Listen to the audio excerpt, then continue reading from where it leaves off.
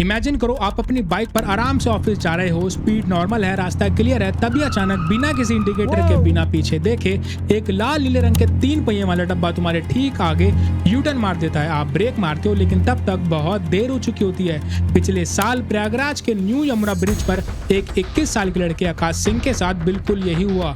एक e rickshaw वाले ने बिना सोचे समझे हाईवे के बीच में गाड़ी मोड़ दी। आकाश की बाइक सीधा उससे जाकर टकराई और हॉस्पिटल पहुंचने से पहले ही उसकी जान चली गई। ड्राइवर वो मौके से फरार हो गया। आज इंडिया की सड़कों पर ई रिक्शा, जिन्हें हम प्यार से टेर्री या टोटो कहते हैं, एक नेसेसिटी कम और एक तबाही ज्यादा बन चुके हैं। दिल्ली के मॉडल टाउन से लेकर यूपी के छोटे गांव तक ये गरीबों की थार हर जगह आतंक मचा रही है। ऑफिशियल आंकड़ों के हिसाब से इंडिया में 15 लाख से ज्यादा ई रिक्शा चल रहे हैं, लेकिन ग्राउंड रियलिटी ये है कि 70% से ज्यादा ई रिक्शा का ना कोई रजिस्ट्रेशन है, ना कोई इंश्योरेंस और इनको चलाने वालों का ना कोई ड्राइविंग टेस्ट हुआ है। लेकिन दोस्तों, बात सिर्फ एक रेकलेस ड्राइवर की नहीं है। एक समय पर यही ई रिक्शा इंडिया के ट्रांसपोर्ट सिस्टम का सेवियर बनने वाला था, एक इको फ्रेंडली रेवोल्यूशन जिसके आने से आम आदमी के ऑटो रिक्शा वालों के नखरे और महंगे फेयर से जान छूट गई। तो फिर ऐसा क्या हुआ, एक जीरो पॉल्यूशन सस्ती कन्वीनियंट गाड़ी अचानक इंडियन रोड की सबसे बड़ी डेथ ट्रैप कैसे बन गई? क्या गलती सच में सिर्फ ड्राइवर की है या ई रिक्शा का डिजाइन और हमारा system he by default corrupt है? हर तबाही की शुरुआत एक अच्छे इरादे से होती है। ई रिक्शा की कहानी चाइना या जापान से नहीं बल्कि हमारे अपने इंडिया से ही शुरू होती है। Rewind to 1995, doctor Anil Rajvanshi, जो महाराष्ट्र के Nimbkar agricultural research institute NARI के डायरेक्टर हैं, वो लखनऊ गए। उन्होंने देखा कि 21st सेंचुरी आने वाला है, लेकिन आज भी गरीब इंसान दूसरे इंसानों को धूप में जानवरों की तरह खींच रहा है। साइकिल रिक्शा पुलर्स को पसीने में लथपथ देखकर उन्हें लगा दिस इज इनह्यूमन। उन्होंने टेक्नोलॉजी का यूज करके इस साइकिल रिक्शा को मॉडर्नाइज करने की ठानी।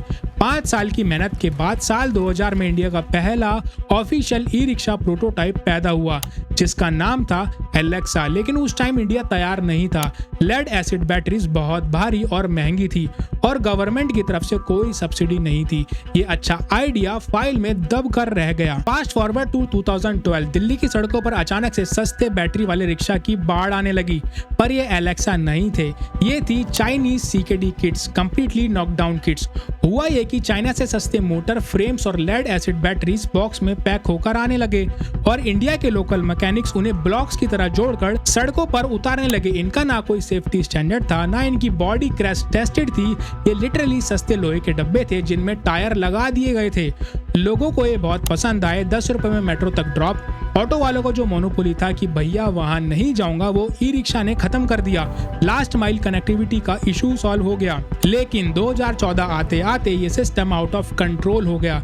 दिल्ली हाई कोर्ट ने सेफ्टी कंसर्न को देखते हुए इन पर बैन लगा दिया। तब डॉक्टर अनिल राजवंशी ने सरकार से कहा, टेक्नोलॉजी को बैन मत करो, उसे रेगुलेट करो। सरकार ने 2015 में मोटर व्हीकल एक्ट को अमेंड किया और इन्हें लीगल स्टेटस दे दिया। ऑन पेपर अब हर ई रिक्शा को RTO में रजिस्टर होना था, ड्राइवर के पास लाइसेंस होना था, फिटनेस टेस्ट पास करना था। पर इंडिया में जो रूल पेपर पर होते हैं वो सड़क तक आते आते गायब हो जाते हैं।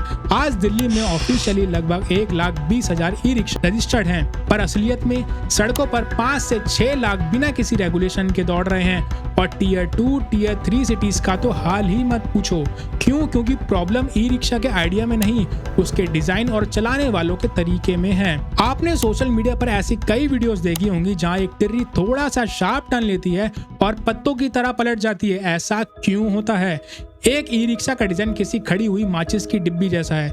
इसका बेस बहुत नैरो होता है, टायर छोटे होते हैं और इसकी बॉडी की हाइट बहुत ज्यादा होती है। साइंस की भाषा में इसे कहते हैं सेंटर ऑफ ग्रेविटी का खराब होना।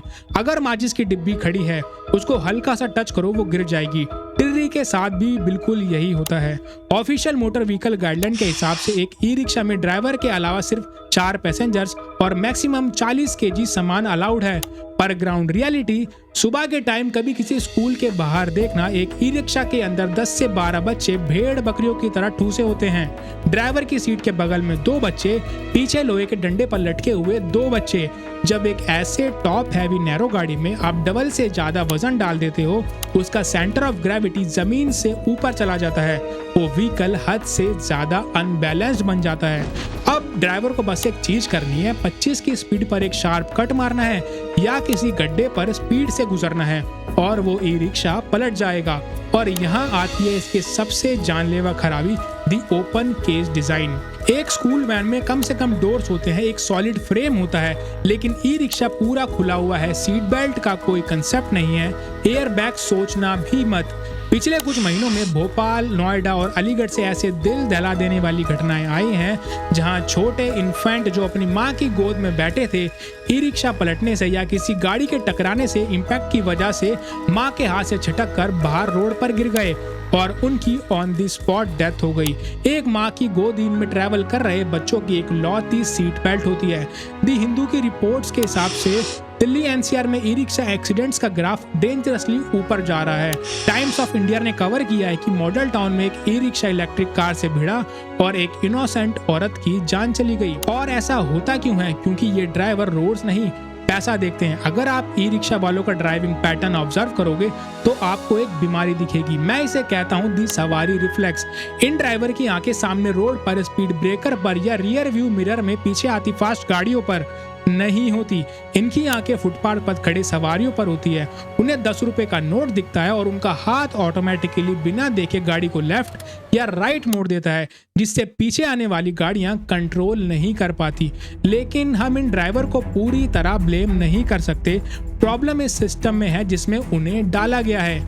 एक नॉर्मल ई रिक्शा 60,000 से 1.5 लाख के बीच आता है। सरकार ने फेम टू स्कीम के अंडर 30,000 की सब्सिडी भी दी थी।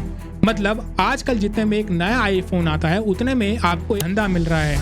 इसका रनिंग कॉस्ट सिर्फ 40 पैसा पर किलोमीटर है। और इसको चलाने के लिए रूल्स क्या हैं? रूल्स कहते हैं कि ई रिक्शा चलाने के लिए एक स्पेशल लाइसेंस होना चाहिए, जिसके लिए 10 दिन की ट्रेनिंग करनी होती है। पर ग्राउंड पर क्या होता है? 200 रुपए दो और ट्रेनिंग सर्टिफिकेट मिल जाता है। All of them rickshaw, they don't have any license. Like 75% they don't have. So is it legal? It's illegal. It's illegal. It's India, you know. Any police officer stops you, show me the paper and show me the license. Fine. Don't show him. No paper, no license. Just give him 100 or 200 rupees, that's paper or license. 200 rupees? Good license. Yeah. 75% से ज्यादा drivers ने कभी जिंदगी में गाड़ी नहीं चलाई होती। उन्हें ट्रैफिक सिग्नल्स का, लेन ड्राइविंग का या ब्लाइंड स्पॉट का ABC भी नहीं पता होता। और जो हमारे नेता हैं, जो लॉ बनाते हैं, वो कभी इन ई रिक्शा को फेस नहीं करते, क्योंकि जब वो निकलते हैं तब VIP मूवमेंट होती है और सड़क क्लियर कर दी जाती है। एक और बड़ा इशू है बैटरीज का। प्रॉफिट बढ़ाने के चक्कर में कई drivers original lithium ion batteries की जगह सस्ती और low quality lead acid batteries लगवाते हैं। इन बैटरी से highly corrosive sulphuric acid leak होने का और गर्मियों में हीट अप होकर फटने का बहुत ज्यादा रिस्क होता है। शायद रात दिल्ली में इसी वजह से आग लगने के केसेस हम देख चुके हैं। तो इन सब बातों को सुनकर लगता होगा ना कि सरकार को इनको तुरंत बैन कर देना चाहिए।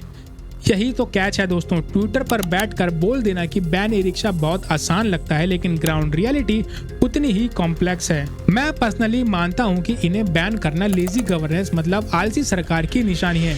इकोनॉमिक्स में एक कंसेप्ट होता है द मिसिंग मिडल। इंडिया की अर्बन मोबिलिटी में एक बहुत बड़ा गैप था। एक तरफ आपके पास मेट्रो ट्रेन और AC बसेस हैं, दूसरी तरफ अमीर लोगों के लिए ओला, उबर और प्राइवेट कार्स हैं। लेकिन अगर किसी मिडिल क्लास इंसान को मेट्रो स्टेशन से 3 किलोमीटर दूर अपने घर जाना है और गली के अंदर, तो वो क्या करेगा? ओला, उबर 100-150 मांगेंगे और ऑटो वाले भैया बोलेंगे 80 से कम नहीं लूंगा। ये गैप था द मिसिंग मिडल और ई रिक्शा ने इस गैप को प्रैक्टिकली और परफेक्टली सॉल्व किया। सिर्फ 10 या 15 रुपए में यह लास्ट माइलस्टोन का कनेक्टिविटी का इशू सॉल्व हो गया। और दूसरा पहलू है रोजगार। पिछले 10 सालों में ई रिक्शा ने कितने ही साइकिल रिक्शा पुलर्स को एक डिग्निटी दी है। अब उन्हें ठंड और धूप में अपनी हड्डियां नहीं गलानी पड़ती। कई states like UP, Rajasthan, Maharashtra में पिंक रिक्शा चल रहे हैं। इन्हें डायरेक्टली महिलाएं ड्राइव कर रही हैं। ये उनके लिए फाइनेंशियल इंडिपेंडेंस और सेफ्टी का जरिया बन रहा है। अगर आज आपने इन 15-20 लाख रिक्शा को रातों रात बैन कर दोगे तो इसका रिजल्ट क्या आएगा? लाखों लोग अचानक बेरोजगार हो जाएंगे। जनता को फिर से महंगे ऑटोस पर डिपेंड होना पड़ेगा। एयर पॉल्यूशन वापस बढ़ जाएगा क्योंकि लोग फिर से पेट्रोल डीजल व्हीकल्स की तरफ शिफ्ट होंगे। याद रखिए, ये ई रिक्शा बिना धुआं छोड़े रोजाना 100 करोड़ किलोमीटर का डिस्टेंस कवर करते हैं, saving millions of litres of petrol every day. 2021 में बांग्लादेश ने इनको बैन करने की कोशिश की थी। जयपुर और श्रीनगर ने भी रिसेंटली कुछ मेजर जोन्स में बैन लगाया। नतीजा, कैब्स और ऑटोज ने ओवरचार्ज करना शुरू कर दिया और बैन इवेंचुअली फेल होने लगा। बीमारी का इलाज ये नहीं है कि मरीज को मार दिया जाए, बीमारी का इलाज दवा और डिसिप्लिन है। तो आखिर इस ई रिक्शा तबाही को रोका कैसे जाए? द आंसर इज, इसे खत्म मत करो, इसे सही सिस्टम में लाओ। इसको सॉल्व करने के 4 कोर पिलर्स हैं। सबसे पहला, एक लिमिट लगानी होगी। आज मार्केट में ई रिक्शा की अनलिमिटेड सप्लाई है, कोई भी उठकर नया ई रिक्शा ले आता है। सरकार को डेटा और एआई का यूज करके हर शहर के एक साइंटिफिक कैप फिक्स करनी चाहिए। अगर दिल्ली की सड़कें की लिमिट 2 लाख ई रिक्शा की है तो स्ट्रिक्टली 2 लाख परमिट ही इशू होने चाहिए। ओवरफ्लो होते ही चौक पॉइंट बना दोगे। दूसरा, जोनिंग। हर गाड़ी एक लिमिट में चलनी चाहिए। मेट्रो स्टेशन से ठीक बाहर भीड़ लगाने की बजाय स्टेशन से 50 मीटर दूर डेडिकेटेड स्टैंड्स बनाए जाएं और टेक्नोलॉजी का यूज करो। हर ई रिक्शा में RFID टैग या GPS कंपलसरी हो।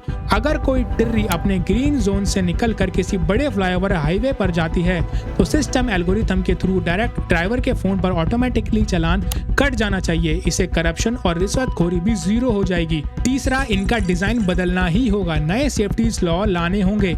इन्हें ओपन केजेस रखना बंद करना होगा। Proper doors, compulsory seat belts और एक स्ट्रॉन्ग बेस बनाना जरूरी है ताकि सेंटर ऑफ ग्रेविटी मेंटेन रहे और ये पत्ते की तरह ना पलटे। स्पीड लिमिट्स और वेट कैपेसिटी स्ट्रिक्टली एनफोर्स होनी चाहिए। और चौथा, सबसे इंपॉर्टेंट, ड्राइवर प्रोफेशनलिज्म। इन ड्राइवर को सॉफ्ट स्किल्स और स्ट्रिक्ट ट्रैफिक ट्रेनिंग देनी पड़ेगी।